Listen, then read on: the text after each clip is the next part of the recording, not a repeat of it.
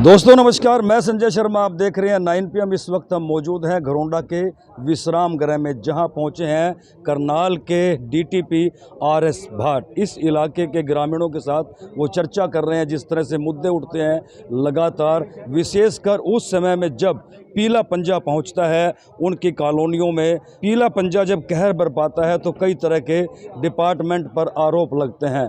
उन तमाम आरोपों से निपटने के लिए और जनता की सहूलियत के लिए RS भाट जो है वो ज़िले के अलग अलग ग्रामीण क्षेत्रों में जा कर के कैंप लगा रहे हैं, दरबार लगा रहे हैं और उस इलाके की जनता को जागरूक कर रहे हैं कि वो किस तरह से एप्लीकेशन फाइल कर सकते हैं उनके दफ्तर में, और सरकार की जो योजनाएं आ रही हैं, जो लाभकारी योजनाएं आ रही हैं, उनके बारे में उन्हें जागरूक कर रहे हैं। तो सीधा चलते हैं RS भाट के पास और जानते हैं सरकार की जो पॉलिसीज़ आई हैं उसमें आम जनता को किस तरह के लाभ हैं और वो किस तरह से ये एप्लीकेशन उनके दफ्तर में फाइल कर सकते हैं। तो तस्वीरों में आप देख सकते हैं, इस वक्त ये तस्वीरें आप सीधा लाइव देख रहे हैं घरौंडा विश्राम गृह से, जहां DTP पहुंचे हैं। जिला योजनाकार अधिकारी RS भाट पहुंचे हैं और वो इलाके के जो नागरिक हैं उनसे बातचीत कर रहे हैं कि किस तरह से नगर पालिका की सीमा से बाहर पड़ने वाली अवैध कॉलोनियों को सरकार द्वारा नियमित करने बारे नगर तथा ग्राम आयोजना विभाग हरियाणा द्वारा दिनांक 19/7/2022 को एक रेजुलेशन पॉलिसी लाई गई है, जिसके तहत नगर निगम, नगर परिषद, नगर पालिका की सीमा से बाहर पड़ने वाली अवैध कॉलोनियों को नियमित करने के लिए 6 माह की समय अवधि रखी गई है। अवैध कॉलोनियों को नियमित करवाने के लिए जो भी ब्यौरा दस्तावेज आम जन द्वारा सरकार को देना है उसकी जानकारी वो उन्हें दे रहे हैं। सीधा तस्वीरों में आप देख सकते हैं कि ग्रामीण भी जो है वो पूरी जानकारी DTP से ले रहे हैं। ये तस्वीरों में आप सीधा देख सकते हैं जिला योजनाकार अधिकारी RS भाट जो है करनाल जिले के विभिन्न ग्रामीण इलाकों में जा कर के स्वयं कैंप लगा रहे हैं। सीधा तस्वीरों में आप देख सकते हैं आज वे घरौंडा पहुंचे हैं और घरौंडा के विश्राम गृह में वो जानकारी दे रहे हैं कि किस तरह से अवैध कॉलोनियों को वैध करवाया जा सकता है। उसको लेकर के पूरा प्रारूप जो है उनको बताया जा रहा है। आवेदन के दस्तावेज जमा करवाने का स्थान वो बता रहे हैं, कौन कौन व्यक्ति आवेदन कर सकता है, किस किस एरिया है वो उस एरिया के बारे में उन्हें बता रहे हैं, कौन सी कॉलोनी नियमित की जाएगी उस बारे में वो जानकारी दे रहे हैं। कॉलोनी को नियमित करने बाबत ज़रूरी क्या क्या दस्तावेज होने चाहिए उसको लेकर के भी जो है RS भाट जो है स्वयं इस कैंप में पहुंचे हैं और इलाके के घरौंडा इलाके के जो नागरिक हैं उनसे चर्चा कर रहे हैं और उन्हें बता रहे हैं कि जो परेशानियां उन्हें आती हैं अवैध कॉलोनियों में, जिस तरह से फिर पीला पंजा चलता है, अवैध निर्माणों को ढाया जाता है।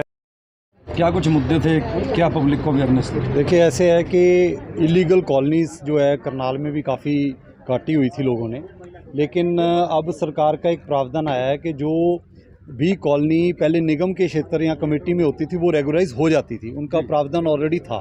लेकिन कमेटी या कॉरपोरेशन की लिमिट के बाद ये कभी भी प्रावधान नहीं रहा।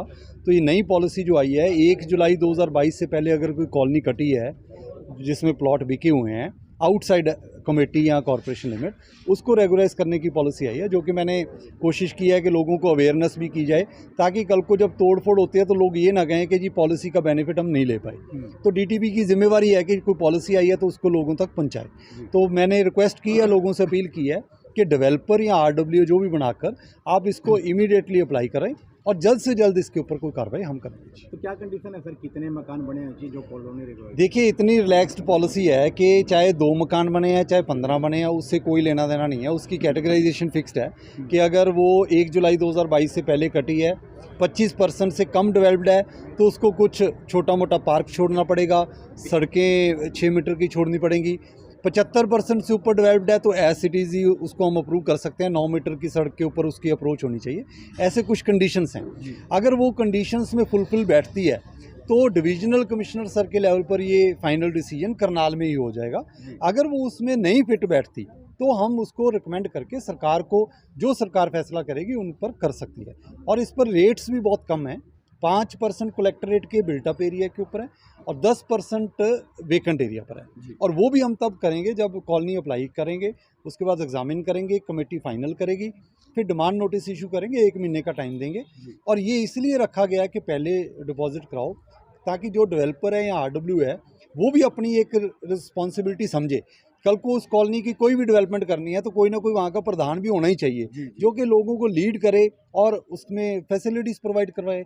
जैसे निगम के क्षेत्र में कमेटी में कॉरपोरेशन या कमेटी करती है, बाहर HRDA एजेंसी है, हरियाणा रूरल डेवलपमेंट अथॉरिटी, उनको ये जिम्मेवारी दी जाएगी कि पानी सीवर के जो भी लाइन्स हैं फैसिलिटीज़ हैं वो देंगे। तो कहाँ से दरबार लग चुके हैं और भविष्य में कहाँ लगने? देखिए, मैंने टोटल करनाल डिस्ट्रिक्ट में अप्रॉक्सीमेटली 10 जगह पर ये रखा था। करनाल में मैंने 3 जगह एक दिन रखा था, आज जैसे घरौंदा में है, असंध में मैं ऑलरेडी लगा चुका हूँ और इंदरी में सोमवार को है और मंगलवार को नीलोखेड़ी में है। और वैसे भी अगर इस दरबार के माध्यम से भी कोई नहीं पहुंच सकता तो मेरे ऑफिस में जब मर्जी आएँ, मैंने पैम्फलेट भी भेज रखे हैं। अगर कोई भी किसी को दिक्कत है, किसी भी कॉलोनाइज़र को, आरडब्ल्यू को ये मुद्दा आता है कि नक्शा बनाने में कोई दिक्कत है, कोई उनको किसी भी तरह की मुश्किल है, तो डीटीपी उनके साथ है। और मैं उम्मीद करता हूं कि करनाल जैसे शहर में हम इस पॉलिसी का मैक्सिमम बेनिफिट लें ताकि ये कॉलोनीज रेगुलराइज हों और लोगों को सुविधा मिले। कुछ फाइलें आई हैं सर दरबारों के बाद? देखिए, अभी जो दरबार लग रहे हैं, क्योंकि उसके बाद लोगों ने उसके डॉक्यूमेंट भी इकट्ठे करने हैं, तो मुझे उम्मीद है कि अगले हफ्ते मेरे पास 5-7 एप्लीकेशंस 100% आ जाएंगी। और जब वो 5-7 अप्रूव भी हो जाएंगी तो हम लोगों को ये भी कहने के लिए हो जाएंगे। देखिए, आप ये ना सोचें कि अप्लाई करें पता नहीं हो ना हो। तो हम जितनी जल्दी आप अप्लाई करोगे हम उस पर उतनी ही जल्दी फैसला करवाने की कोशिश करेंगे। तो सर, ग्राउंड में कितनी कॉलोनियाँ चिन्हित करी हैं जो आपके एरिया में? देखिए, ऐसे ओवरऑल करनाल डिस्ट्रिक्ट में 144 कॉलोनीज़ का ड्रोन सर्वे बहुत पहले हुआ था, जनवरी 2022 में।